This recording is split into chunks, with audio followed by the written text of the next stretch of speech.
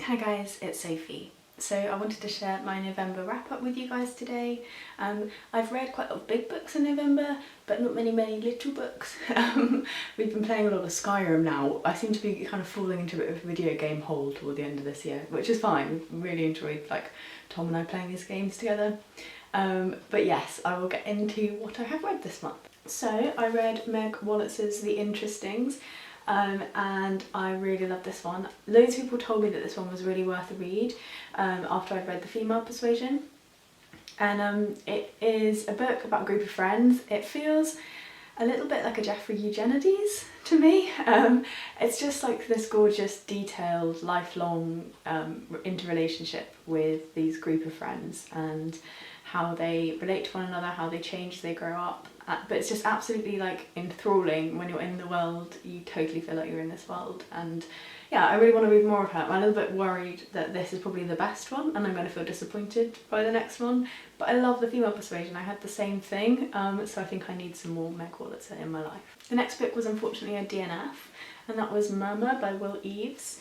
I couldn't get into this at all. It's tiny, and I read probably 2/3 of it, and I just couldn't get myself to where I needed to be. It's set out in lots of kind of strange ways, like recording his dreams or his daydreams, and I just felt completely lost. The beginning of the book I really enjoyed, but it was more of his journal entries, but as it progressed and there were more dreams, I was just like, I don't understand this anymore, and put it down. So yeah, unfortunately I didn't enjoy this. I know loads of people really have. And then the last fiction was The Book of Dust by Phillip Pullman. And I read this one fairly quickly and did enjoy it. I think that none of these are as good as the original trilogy, but I thought this one was better than the first one. This follows Lyra when she's grown up.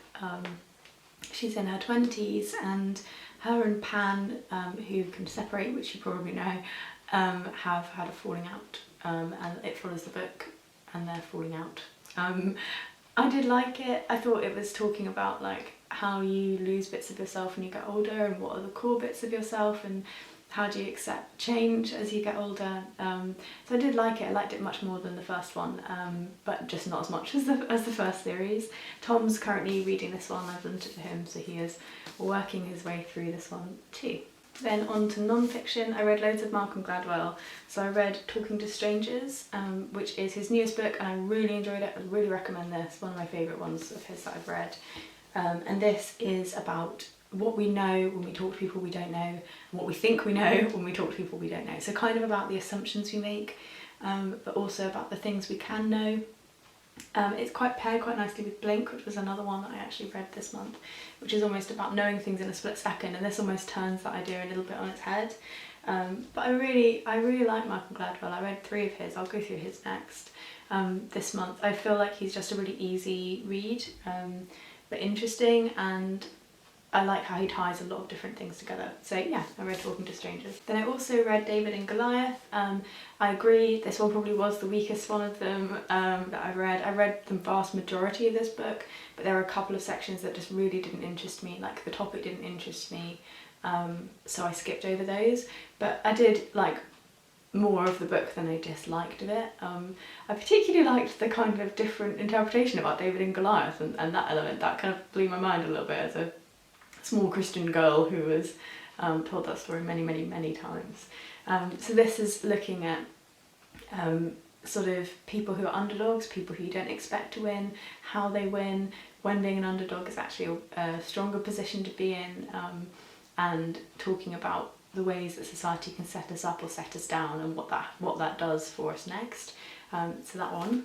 And then I also read Blink, which I mentioned, which is about the kind of split second knowledge or decisions we make without really thinking about what they are, obviously, split second, but how those can be really powerful insights, and also how they can lead us astray. I read this one first of the 3 of them, because this is the older one, and it's just little stories about the knowledge you have that you can't really explain.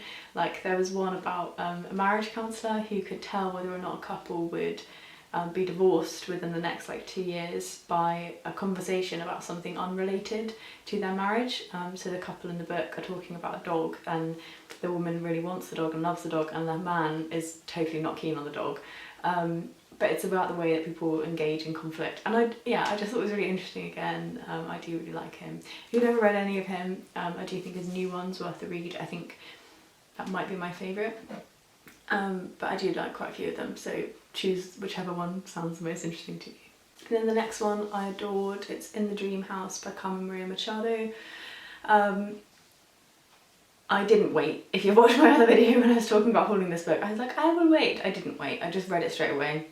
I'm so glad I did. She's such an inventive and beautiful writer, and this book is so horrendously sad in that she's talking about domestic abuse, which was mainly emotional abuse, that she experienced from her same-sex partner, and she plots that relationship through these series of almost like themed vignettes. So she calls the place that they went to live together the dream house, and she sets it out as the dream house as if it were almost, so the dream house as if it were a choose your own adventure, which for me was one of the worst, not worst in a bad way, but worst in like a affecting way of the whole book, which sets you through a series of decisions which take you back to the same place or take you to a worse place, and that trapped feeling you can have when you're with someone who doesn't love you the way that people should love you, and it's very hard to get away. I did relate personally to some of this content. There was one section where there's a few flashbacks and flash forwards, and I reached one toward the end and I thought that's where I was, or the way that that person related to me by the time that I was trying to leave. And I just think if you've experienced intimate partner violence, if you're a same-sex person, with a same-sex person, this is going to be invaluable to you. Even if it's with an opposite sex partner, I still think you're going to get an awful lot from this. She's a gorgeous writer, absolutely stunning, and just the way that she put this together is incredible and intelligent and beautiful, and you should read this. And then the last one I have for this month is Becoming by Michelle Obama, so another chunky one, and I really enjoyed this as well. This won the Books in My Bag Readers Award for non-fiction this year, and I think it was really well deserved.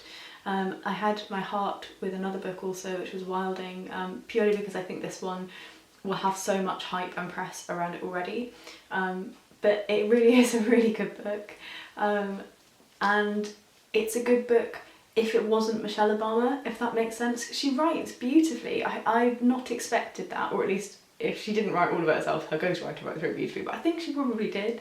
It just feels really intimate and open, like she's willing to share a lot about her life and what she was feeling at different points, where other people might not feel that they could do that. There's an awful lot of fun in Michelle Obama, and while she is a very kind of structured person, she does have like a lot of I'm gonna do what I need no matter what you need to her, which I loved. She's just such a like role model, and this book is just really well written. It goes from like her growing up in Chicago all the way through to the end of Barack's second presidency, so you get this huge swathe of her life, and yeah, I just think she did such a difficult job. And it is genuinely a really nice one. I think this will be a lot of people's like Christmas present list, or like read through the holiday period book. Those books are always really important to me, and if I'd had this one I would have been happy. So I would really recommend this one. I thought I was going to come in and it was going to be overhyped. I came in about here and it was here. I just really liked it. I think you guys will like it too. Yeah, so that's only 8 books for November, but a hell of a lot of pages.